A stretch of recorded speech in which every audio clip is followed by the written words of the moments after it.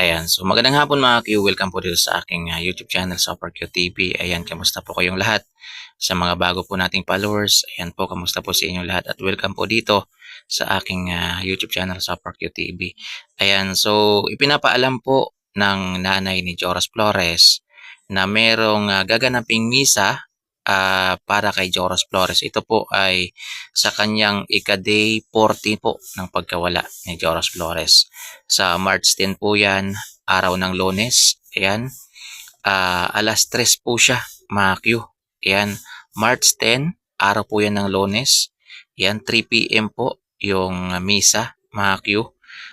Sa St. Joseph's Spouse of the Blessed Virgin Mary Parish Church, Banga Aklan, mga Q.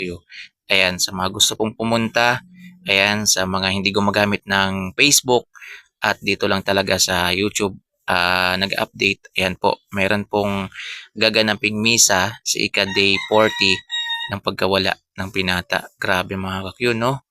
Ayan, 40 days na po siyang hindi nakikita, mga kakyo.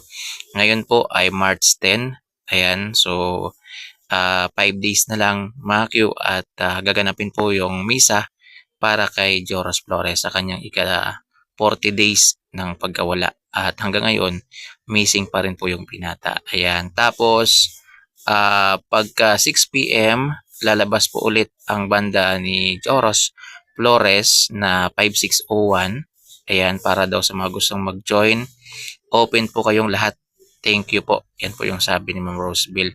Ayan, so pagka 6 p.m., mga Q ay lalabas ulit, tutugtog ulit itong banda na kinabibilangan ni Joras Flores, yung 5601. Ayan, so matandaan yung mga Q, nag-alay sila ng tugtog nung nakaraang yung linggo yata. Ayan, so ito sa ika-day 40 ni Joras Flores ay lalabas ulit yung kanyang banda. Ayan, sa mga gusto daw mag-join, open po siya, mga Q. Ayan po, pinapaalam ko lang po sa inyo dahil yung iba sa inyo guys, hindi naman gumagamit ng Facebook. Kagaya ko, hindi na ako halos gumagamit ng Facebook personal account, mga Q, sa Facebook. Kasi kung ano-ano na rin kasing nakikita natin guys na nakakadagdag lang sa mga isipin natin.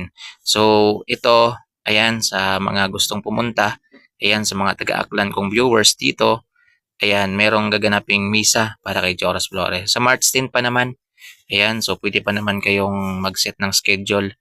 Ayan, kung may mga importante kayong pupuntahan, huwag yung ituon sa March 10 kung gusto yung pumunta dito sa gaganaping misa para kay Joras Flores. March 10, 3 p.m. po siya. Ayan, sa St. Joseph's Spouse, ayan, of the Blessed Virgin Parish Church sa Banga Aklan po yan, mga Q. Ayan, sana makapunta tayo doon. At sana gumanda yung panahon, mga Q. Kasi magmula dito sa amin, papuntang Banga, magmumotor po tayo ng kulang-kulang 30 minutes, mga Q. So kung maganda naman yung panahon, pwede tayong makapunta doon, mga Q. Tapos bandang 6 p.m, yun nga, tutugtog ulit, lalabas ulit yung banda ni Joras Flores, yung 5601. Ayan, so yun mga Q. Ayan, apunta po kayo pag wala naman kayong gagawin, pag medyo hindi kayo busy at malapit lang po kayo sa Banga. Ayan, pwede po kayong pumunta doon. Ayan, so yun po yung ika 40 days ng pagkawala ni Joras Flores, Mario. So keep safe everyone, ingat po kayo, God bless po sa inyong lahat.